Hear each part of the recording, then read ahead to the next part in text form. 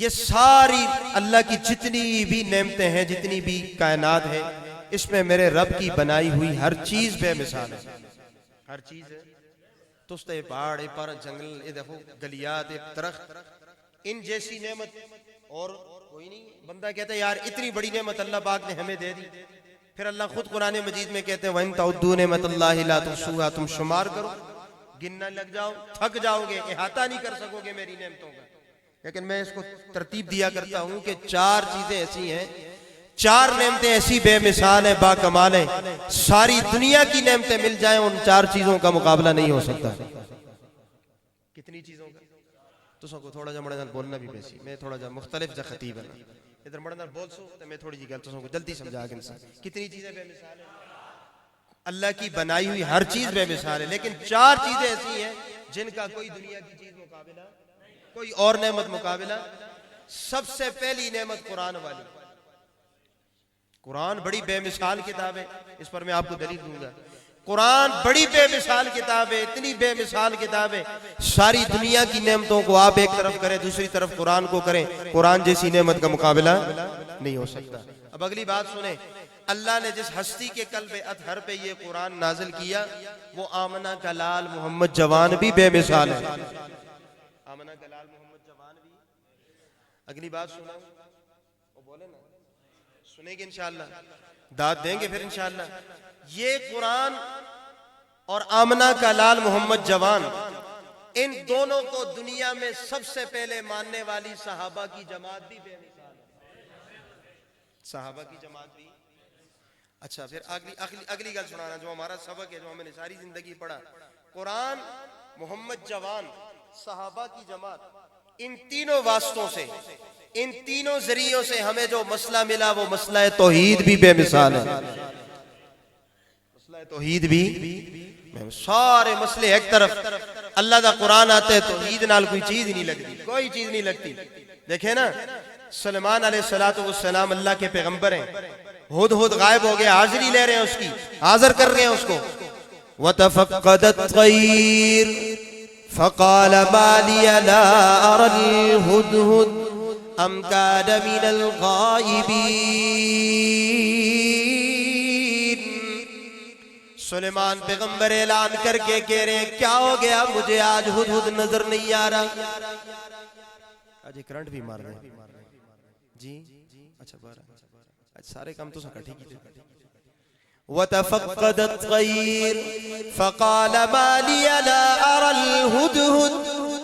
اللہ کا قرآن 19واں پارہ پڑھ رہا ہوں، یہ میرا مزاج ہے، قرآن کے علاوہ میں کوئی بات نہیں کرتا. سلیمان پیغمبر کہتے ہیں کیا ہو گیا، یا میری نظروں سے اوجھل ہے یا مجھے نہیں نظر آ رہا، ذرا مجھے بتائیے. ام کان من الغائبین، کہاں غائب ہو گیا، پتہ نہیں کدھر چلا گیا. سلیمان پیغمبر نے اگلی بات کی، قرآن بولا لَأُعَذِّبَنَّهُ عَذَابًا شَدِيدًا، آنے دو آج اس کو، میں اس کو سخت سے سخت سزا دوں گا. آنا دے آج اس کو، میں اس کو سخت سے سخت اَوْ لَأَذْبَحَنَّهُ، یا ذبح کر ڈالوں گا. دو سزائیں یا میں اس کو سخت و سخت سزا دے سا. امام قرطبی رحمت اللہ علیہ نے یہاں بڑی عجیب بات لکھی ہے نا، وہ سناتا ہوں آپ کو. جیسے شاگرد غائب ہو جاتا ہے، استاد اس کو بلاتا ہے، استاد کہتا ہے ادھر آ جی، وہ اس کو بعض ساتھی پکڑ کے لاتے، پھر استاد کہتا ہے مقدس تو کتھا سے، کہاں تھا تو، کیا کر رہا تھا، نظر نہیں آیا تو.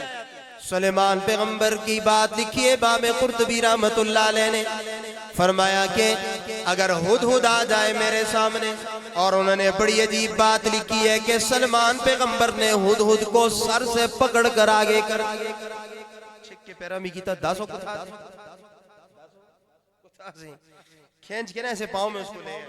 اس نے کہا صبر کرو جی، صبر کرو، اتنی سخت سزا کو نہ دو، بڑی غلط ہے. سنو، اَوْ لَيَأْتِيَنِّي بِسُلْطَانٍ مُبِينٍ، آپ کے لیے میں ایک بڑی عجیب خبر لایا ہوں. کیسی خبر لائے؟ قرآن بولا فَمَكَثَ غَيْرَ بَعِيدٍ فَقَالَ أَحَطْتُ بِمَا لَمْ تُحِطْ بِهِ وَجِئْتُكَ مِنْ سَبَإٍ بِنَبَإٍ یقین.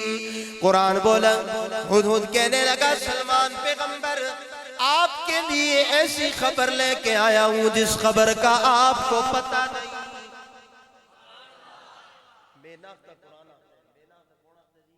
قرآن آتا ہے 19واں پارہ سورہ نمل ہے. بڑے جنہ کولو بات ترجمہ بھی دیکھے بڑی طرف اجازت ہے. اللہ اکبر. جب انہوں نے کہا جی آپ کو پتہ نہیں, مفسرین کرام فرماتے ہیں سلمان علیہ السلام کا جلال جمال میں تبدیل ہو گیا. سلیمان علیہ السلام خاموش ہو گئے. ہدہد نے آگے ساری تقریر شروع کر دی. قرآن میں وہ ساری تقریر محفوظ ہے. اور میں اگلی آیت نہ پڑھتا سیدھا واجب ہو جائے. یہ واجب کر سو ضروری تو نہیں نہیں پھر بڑھ گناہگاری. اگلی آیتوں میں سجدہ ہے. چلے میں اس سے آگے جاتا ہوں.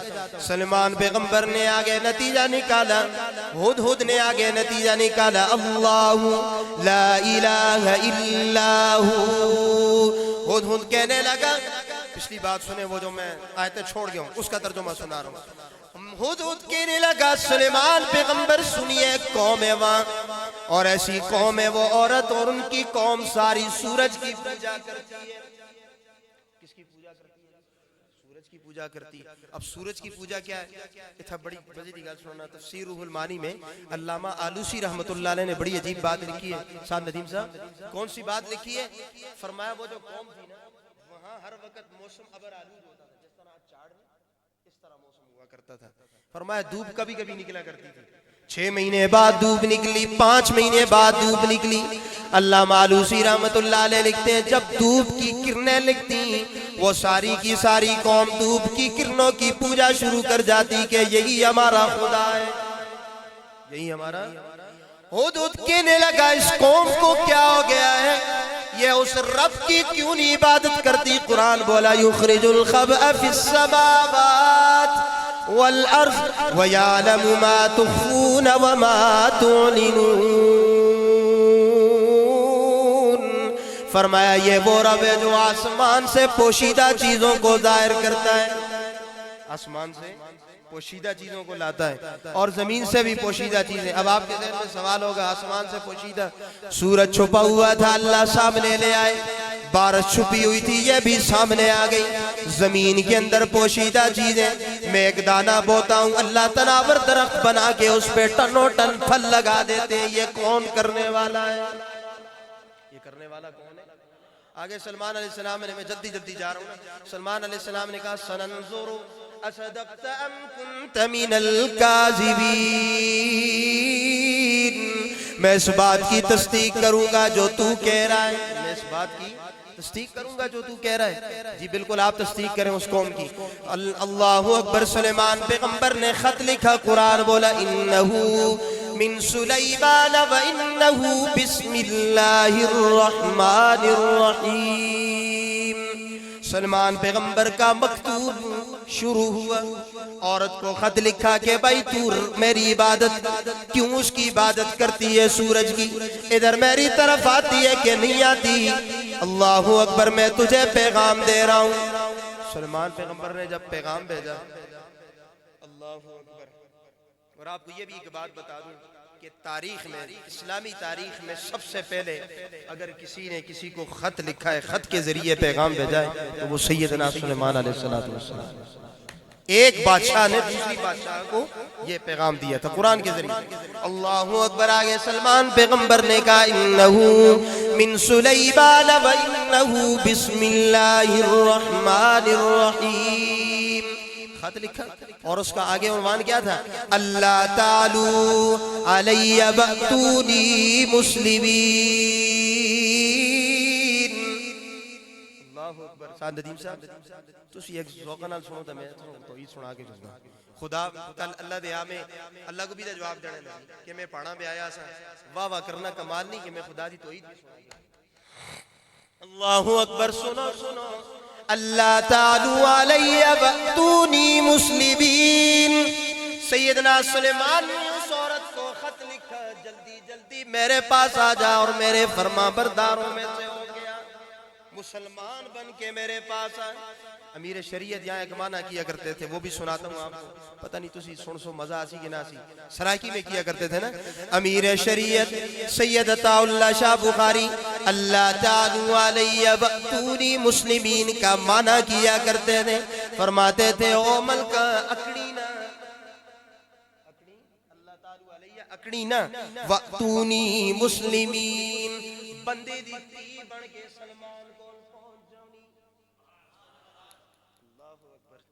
چلیں یار یہ بات لمبی ہو جائے گی, آپ کے ذہن کے اوپر سے جا رہی ہے. افرید جن آیا ہوتا ہے جی بے آنڈا, اس کو پکڑ کے تو اس سے قدمہ بے, پھر وہ گیا اس نے پکڑ کر لایا. بڑی علمی باتیں, یہ 1.5 ورقے پر پورا ایک مضمون ہے.